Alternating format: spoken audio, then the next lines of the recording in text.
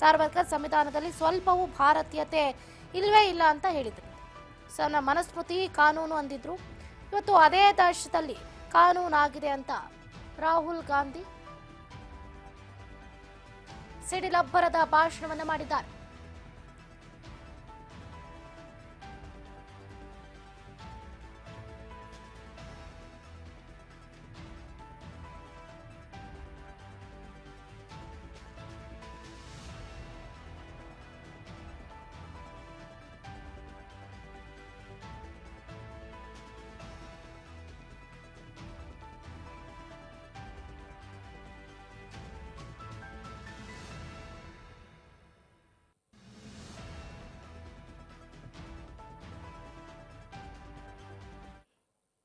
से पूछा, कुछ नियम अध्यक्ष के भी होते हैं।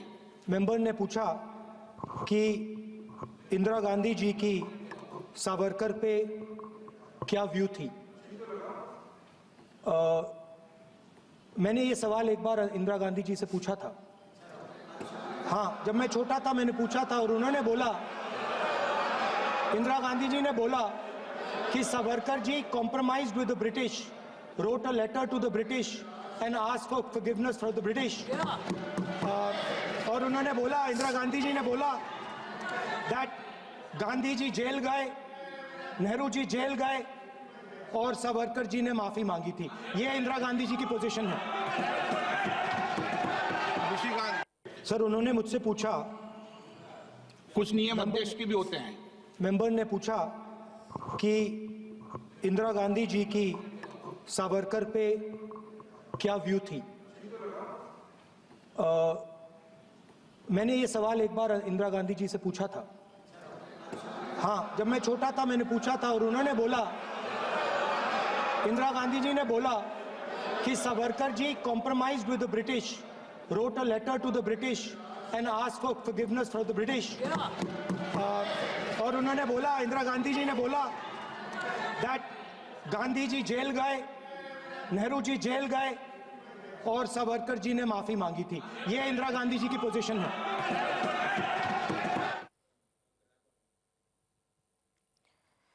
ಗಮನಿಸ್ತಾ ಇದ್ದೀರಾ, ಲೋಕಸಭಾ ಚುನಾವಣೆಗೂ ಮುನ್ನ ಬಂದಿದ್ದ ಸಂವಿಧಾನದ ಬದಲಾವಣೆ, ಹಾಗೆ ಬಿಜೆಪಿ ಸಂವಿಧಾನ ವಿರೋಧಿ ಅನ್ನುವಂಥ ಚಿತ್ರಣವನ್ನ ರಾಹುಲ್ ಗಾಂಧಿ ಅವರು ಲೋಕಸಭಾ ಕಲಾಪದಲ್ಲಿಯೂ ಕೂಡ ಮತ್ತೆ ಮುನ್ನೆಲೆಗೆ ತಂದಿದ್ದಾರೆ.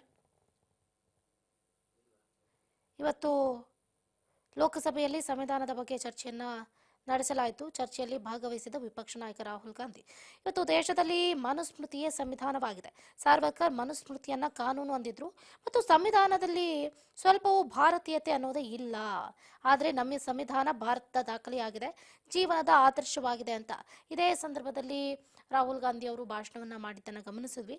ಮಹಾಭಾರತ ಕಾಲದಿಂದಲೂ ಕೂಡ ಜಾತೀಯತೆ ಈ ದೇಶದಲ್ಲಿ ಎಂದು ಹೇಳುವ ಮೂಲಕ ಚರ್ಚೆಯಲ್ಲಿ ಅದಾನಿ ಹೆಸರು ಪ್ರಸ್ತಾಪಿಸಿದ್ರು.